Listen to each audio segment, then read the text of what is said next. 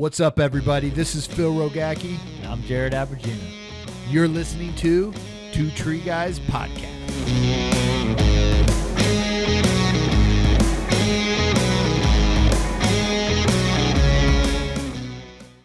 What's up, everybody? Phil Rogacki here with another episode of Two Tree Guy Podcast. We have a mini episode today by Insta-famous F. Meckley, also known as Matt Meckley, who's going to be on the show today and talk about a 7-part falling plan. These episodes we have, if this is the first time you guys ever listened to it, we have many different episodes. We have What's Your Story? That's a mini episode. We have your full-length episodes, we have your gear talks, and we have your safety talks. So different episodes we're going to play throughout the week for you guys, kind of giving you a bunch of different flavors of information and good stories around the table and around the podcast table. And on this episode, the mini episodes, this is the first time we've just talked about a subject before. And usually our mini episodes are What's Your Story? But Matt's been on the show like 37 times, so we know his story like the back of our hand. But today we're going to do a little just some knowledge from an industry badass in Arbor Fest for that. But before we get started hearing about this, guys, there's a fee, and that fee is to pay it forward, to share this to the industry, share this to a friend that has something to learn. Like I always say on the show, we don't get paid on this. We don't make any money from this. This is something we just do to give back, and we have a great time doing it. So it's very rewarding. And plus, whatever goes out in the universe is going to live forever and hopefully help individuals out there today. So, Matt, welcome again. Episode number 38 with Meckley. Yeah. Thanks again. Yeah, man. So Arbor Fest, how's it been so far? Arbor Fest has been great. It's my second year being asked to come back, which is pretty awesome. Thankful for New Jersey Crane and VSG for wanting me to come out. And then it's also cool to be a part of the academy out here. Like, we got a pretty heavy setup of everything we can offer to go across the country and whatnot. So, well, you actually did that. Yeah, we definitely did. You drove across country. On, what was it, about 5 days ago, they loaded up a trailer, Matt and Jared Abergina, and they drove across country from California all the way to Asheville, North Carolina. But you guys made a stop in Georgia, right? Yeah, I made a stop in Georgia, picked up some gear that we had left out there from a previous training last year. Yeah. So we picked that up. Basically, we made it here in 3 days. The fourth day, we had like an hour drive, and then we just started setting up, and a lot to set up, and it was like 2 days of setup. Yeah, a lot of stuff we're bringing to the table here that shows our capabilities of being able to train all over the country. So, and some new things that Jared, I know, has been working on. So it was first time setting those up, the limb park, setting up the tree stands and the felling stations and stuff like that. Yeah. But super, I came and seen him for the first time all set up. I wasn't a part of the setup. Awesome. Yeah. I mean, looked great. And I was nervous him getting on those tree stands, but they held up. Oh, yeah. It's crazy what he took from his brain I know. And then put with a welder and some steel. Like, the dude's a genius. So, it's crazy to see how his mind works and how he can make things with it. So, it's pretty cool. What he made is basically everything we offer at the ranch. Yeah. So we can just bring our home base wherever we need to go. That's as cool. long as anyone can supply logs. That's it. That's the only thing we need. And maybe in the future we'll be able to. There might be 2 trucks taking it, so we'll have our log truck and we'll have another truck going across country from that. But let's talk about your talk that you're having today at Arbor Expo, the 7-part felling plan. Yeah. So Jared has this whole thing with the 7-part falling plan, and for me, my experience, the last 5 years of my career, I've been falling. So just going through basically the whole plan that you should have before you even think about cutting into a tree. So, you basically assess what the tree is, then you start to go over the hazards. So that's part 1. And you go over. So talk. Well, let me back up a little bit on that. 5 years you've been falling trees. Yeah, just about. Describe to the people that are listening kind of some of your jobs you've had, some of the work, kind of your day-to-day of what does a faller do, and what type of trees are you dealing with? How many trees are you cutting per day? Some of the risk and hazards that are falling in your way, some of the obstacles, some of the days you wake up and you say, F this, and some of the days you're like, this is the coolest thing ever. Yeah. All right, so I started off. Perkins asked myself and Brian to come out, be the climbers of their new hazard falling crew that they were getting, and for PG&E after all the fires. Came out, learned Perkins' 5-part falling plan and how to actually use the saw and how to read the tree. Started with that, doing PG&E work. I think I was on PG&E stuff for like 18 months. Mm-hmm. So I did that, left PG&E because I was getting kind of tired of utilities. And then that's when we had the year 2020 is when all those crazy fires broke out. So then started doing that. That's where I really got my like crazy experience with being able to cut a tree down without a rope and being able to read everything. Trees that are on fire, trees that could just fall apart while you're cutting them, you know? So that was 2020 with the fires was probably where I cut my teeth with big tree falling without any gear. And what's a big tree in California? Oh man, down in the creek fire, I think there was a day where we were cutting 4-footers all day. Holy shit! All 4-footers. How many would you get through in a day? For like yourself? Myself, I'd probably cut. I don't know. On fires, it's kind of different. It's not production mode, so I'd say maybe 20, 25 trees. A day? Yeah, a day. 4-footers? Yeah, but that's like a 12-hour day just driving or hiking to wherever, you know? Okay. But so that's basically how I got it. And then I went back to a little bit more of utility work. Mm-hmm. I did some stuff up in Oregon. And then we had that project in Oregon for Atlas.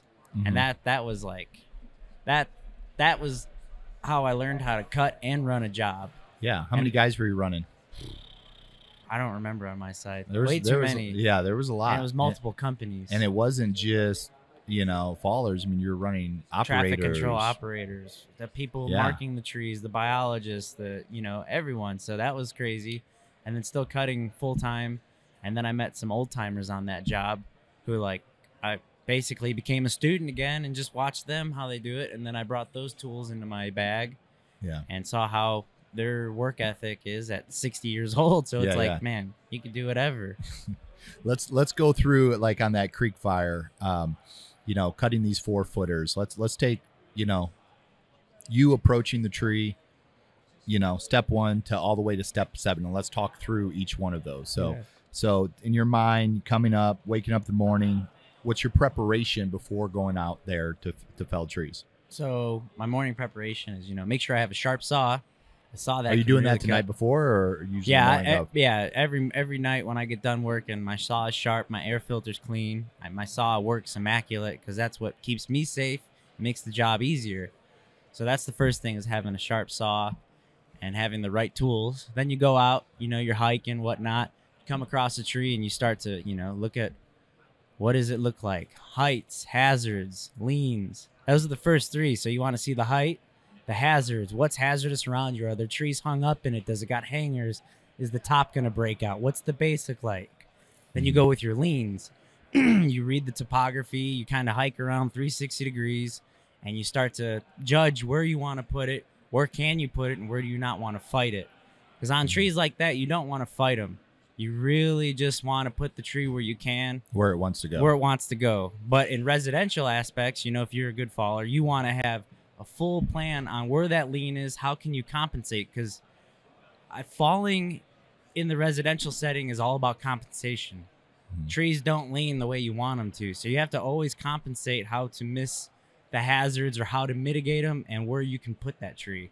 So it's heights, hazards, leans. There's your first 3. Now, are you writing anything down when you're doing this? No, I mean, I don't. I'm just taking mental notes, from experience and always just being able to read them, So what advice would you give someone that's kind of new into felling, getting into it? Anything for someone new rather than somebody that's a little bit more experienced? I'd say work on your observation skills. Really read a tree before you even think about that saw. So reading, just having the good observation, reading the ground and everything. That's the biggest thing, because if you don't observe, then you can't come up with the proper plan. Mm-hmm. Without a proper plan, you're going to die or get really injured. So coming up with that proper plan. So step 1 is your assessment of the situation. Yeah, assessment of the tree. Okay. And then the second one is basically you're coming up with what are the hazards in there and how can you mitigate them? And then the leans, that's where you can tell where you can put the tree. You go 360 degrees, calculate the lean, and you say, okay, I'm going to put it right here. That's the path of least resistance, and that's where the tree ultimately wants to go. You can cheat a little, but that's where it ultimately wants to go. So you got that, then your leans. Then you start to come up with your, what type of face cut am I going to use? Where am I going to gun at? What? Is it going to be a Humboldt, open face, or conventional? Mm-hmm. And then you got that. Okay, talk about those three on there. How are you choosing which three you want to use in the situation? So each have different effects. So we'll start off with the conventional. Conventional, that's pretty much the standard cut for most people besides the West Coast and like Canada and whatnot. So it's basically you do your... It's really dependent on the size of the tree too. So you could either start with your top cut or your gunning cut, which is your bottom cut. For me, starting with your gunning cut first really ensures that you're gonna put that tree where you want it. If you start with the top cut and you're looking down the gunning sight, it's kind of, it can be hit or miss, you know, on bigger trees, because then you got to walk the saw around and whatnot. I'd say do it for small trees, but on big trees, no. You start with your gunning cut first, then do your top cut, and that cut has the tree hang on the stump a little bit more, but it still has that lower shelf to pop and break. So, it hangs on to the stump a bit more, and it also, like if you're in a logging job, it ruins a good bit of millable log. Got it. So now with an open face, you put a Humboldt, it's a conventional and a Humboldt together.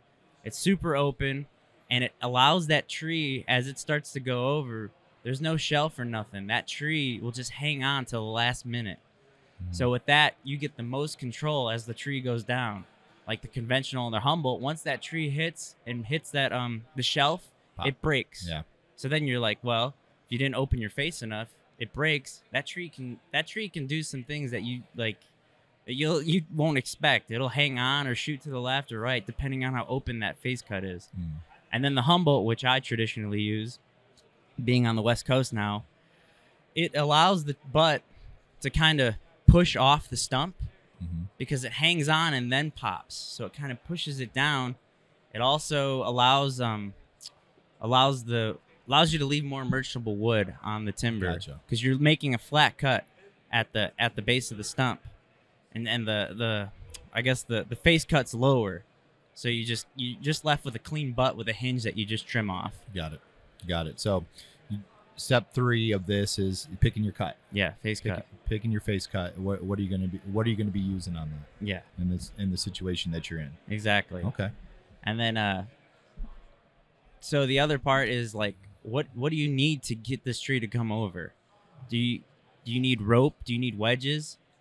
Are you gonna need to put a jack in it? Are you gonna need 2 ropes? Are you gonna need a cable? So that, or a guy line? All those things will be in the plan too. Because that's like, if you got a tree that you can fall, but if it's got way too much back lean or side lean, that's where you come in with plan 2. You put the rope in, and it helps you accomplish that job easier and safer, and you don't have to worry about the tree breaking off and ruining Miss Daisy's house or going across a creek or whatnot. And in utility, it's mandatory for PG&E, no matter what. And it doesn't even matter if it's forward leaning. If you're on it and it's over 24 dBH, you need 2 ropes in it. That's just protocol. That's a cover your ass thing, Yeah. Okay. So you got that. You got your ropes in the tree, whatnot, or how you're gonna do it, and then you come up with the back cut. How am I gonna back cut this? Does it have forward lean? Is it a double cut?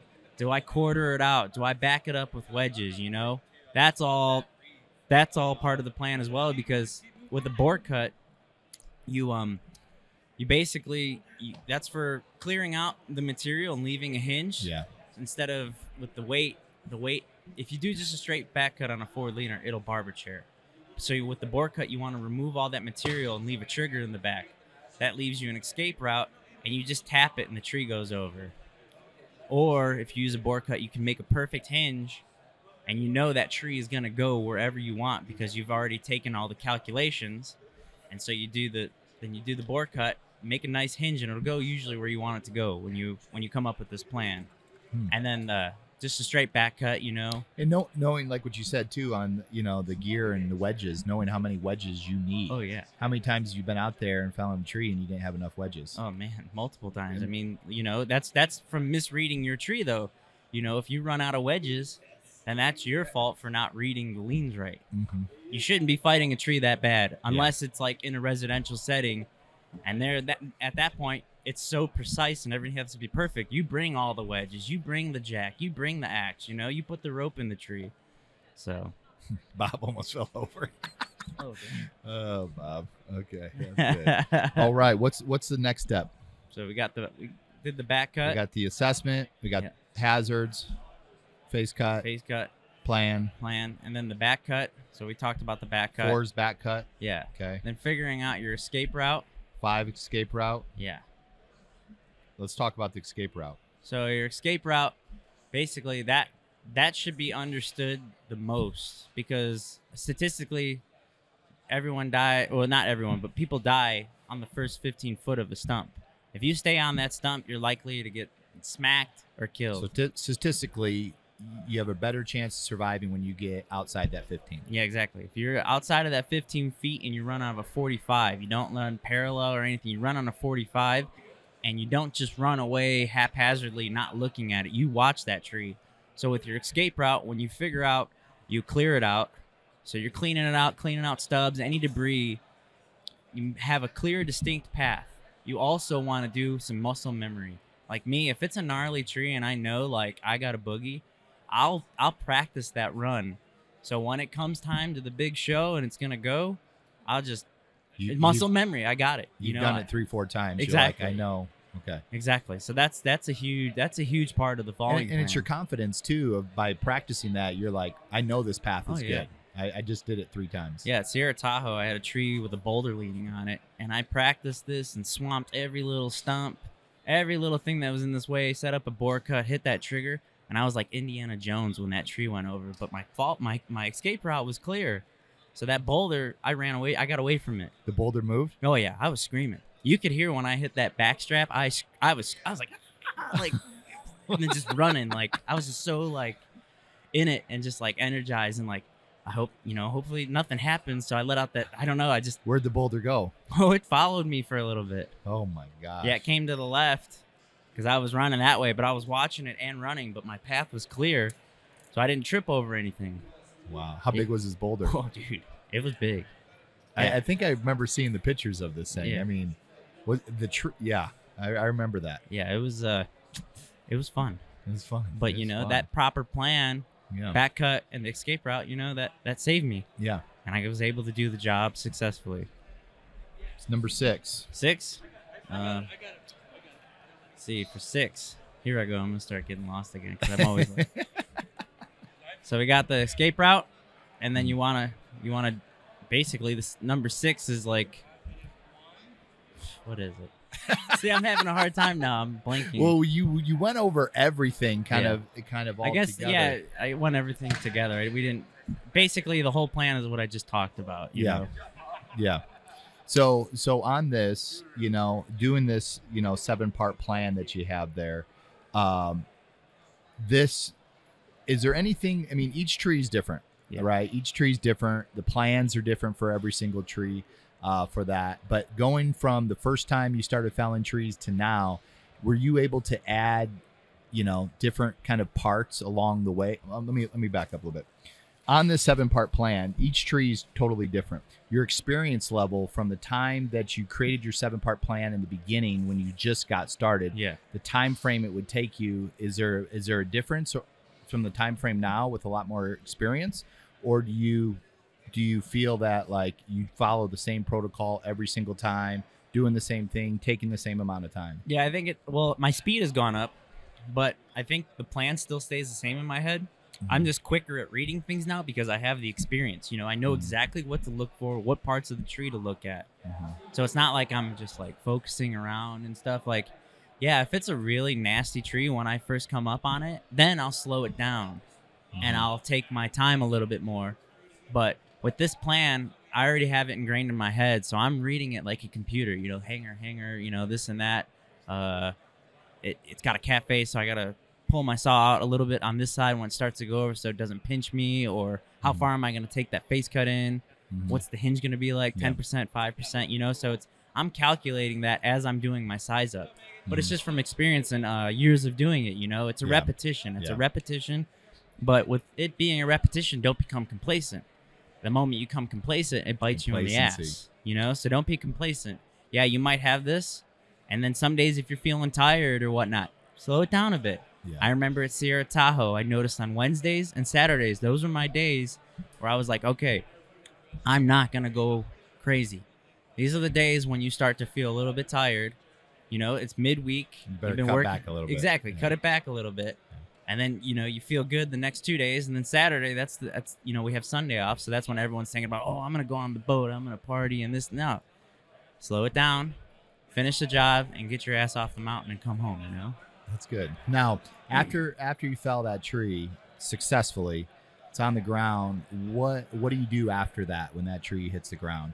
Are you going back? Are you reassessing everything? You looking at your stump? Oh, yeah. You figuring out, did I make a good cut? Did I not? Exactly. What are some of the things you're doing? So I'm looking at my hinge. I'm looking at the corners. Did I have a Dutchman that I didn't see if I was speeding up? What could I have done differently? Where did that tension and compression would come into play? You know, was my lean calcs right?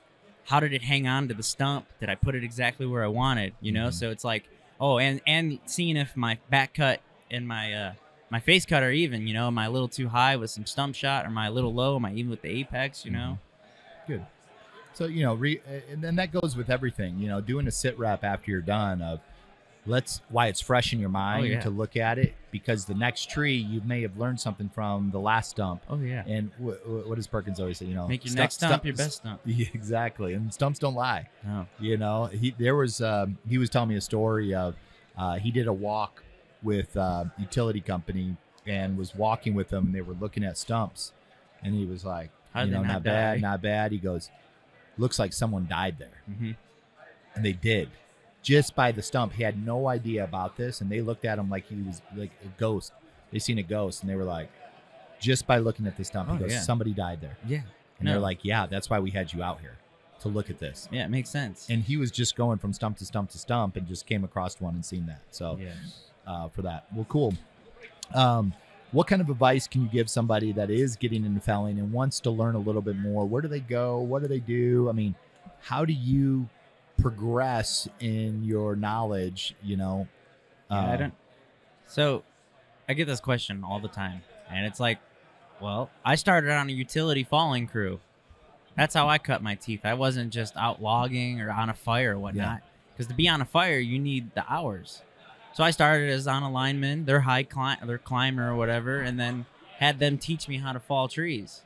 You know, so that's how I started. So a lot of guys, you know, you can either find a company that gets falling projects and see if they'll take you under their wing, go work for a logger, or, you know, like. Let me ask you this, though. Somebody wanting to get in a company, you know, so many people knock on people's doors. How would you say that you would accept somebody in if they're like, hey, they want to learn how to fall? Coming to a company, how would you give them some advice to approach a company like that? Basically, just put it all on the table that you want to prove to them that you can be invested in. Yeah. That's the biggest thing, is like, who can you invest in and who's not gonna die? You know, you can tell a lot by someone by how they, you know, carry themselves. And like my mom always told me, an interview, that's the good side of that person. You know, they're putting it up, they're fluffing themselves up. You know, that person doesn't come out until like the third or sixth month, and then you start to see their true colors. Yeah. So for me, I don't really start to really, you know, I'll see you got charisma, you look like a tough dude or a tough woman, you know, you just really have grit. I'll accept you no matter what, but I'll be watching you. And I'll make sure, because when I know those 3 or 6 months, you know, what's your work ethic like when you're tired and you know, it's raining out and we're all out here getting after it, and you're just wanting to, no, I'm not doing that. Like, so. Good. That's it. You know, go in there and put it all on the line. Yeah, exactly. You know, and be honest, be truthful. And people will see that genuine spirit about yourself and want to bring you in to teach you. I can't remember so many people. You know, I've had a lot of people come to me and be like, I just want it. I want it. And I'm like, okay, Let's do it. You got 90 days. Let's see how you are. And I hate, like, you hear all these people like, yeah, hard work, this and that. And, like, it's kind of like a hard work culture now. It's like, you don't even need to do that. You just need to prove yourself. Like, don't be like, oh, I took all this. Because, like, my career's proven myself, and I just, just don't talk about it, be about it, Don't talk about it, be about it. Well, guys, listen, that's Matt Meckley on 7-part falling plan. Listen to it, share it. If you got something out of it, put it out there, to help somebody. But Matt, appreciate you sharing that and giving some of your knowledge and little tidbits and things out there. I appreciate you, Two Tree Guys, the Academy, VSG, and everything. It's pretty cool to see all this. So thank you. It is, man. So, guys, if you liked it, remember, put it out there, pay the fee, don't be a jerk. We appreciate everybody listening today, and to remember to continue to elevate the standard of our industry through safety, training, and innovation. Out.